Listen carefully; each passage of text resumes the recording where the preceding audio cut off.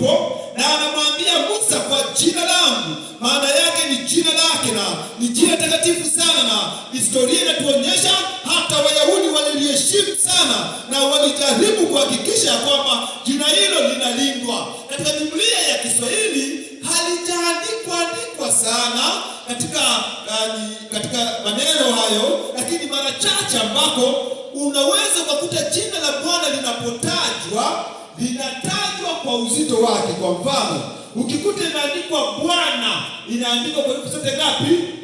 Kubwa. Tuko pamoja? Inaandikwa kwa herufi zote kubwa. Kwa hiyo ilikuwa ni umakini wa kuona kwamba jina hili ni takatifu, linapaswa kuheshimiwa, na inapoandikwa ilihitaji uangalifu wa juu sana. Mungu anawaambia, ikiwa watu wangu walioitwa kwa jina langu. Kwa hivyo Mungu anao watu wake, na Mungu anawataka watu wake waitwe kwa jina lake, waitwe kwa jina lake, jina ambalo linabeba heshima, jina ambalo ni takatifu. Bwana Yesu asifiwe sana. Sasa jina hili mtu mmoja anazungumzia katika maandiko ya awali ya kwamba ni jina takatifu kiasi kwamba halitakiwi hata kutajwa. Yaani unakuta mtu amesema tu amekula maharage na ukoko ulikuwa na mimi spare.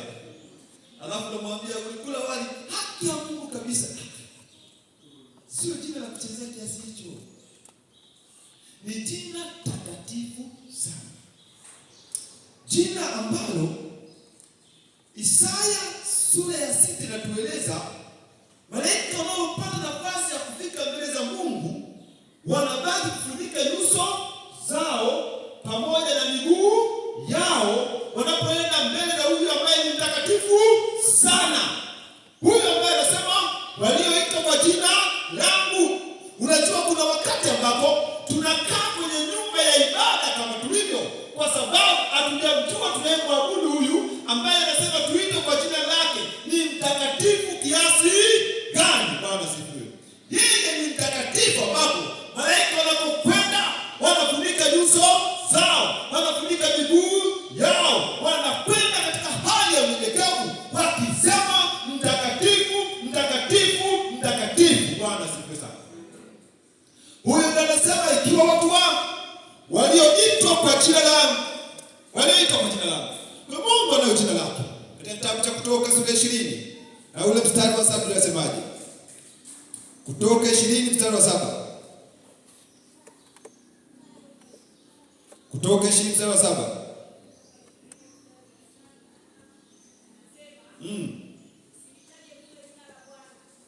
Usilitaje bure jina la nani?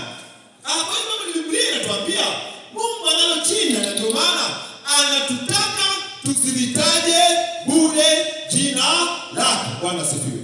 Hasa Mungu anaposema ikiwa watu wangu walioitwa kwa jina langu, na tumemwona akimwambia Musa ya kwamba jina langu Yehova Yahweh, lakini pia tumemwona akimwambia Musa katika Kutoka ya kwamba usilitaje bure jina la Bwana Mungu wako.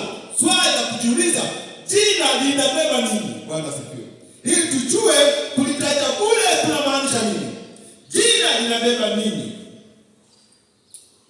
Ukita kanisa la Kionda ukamtafuta Makere,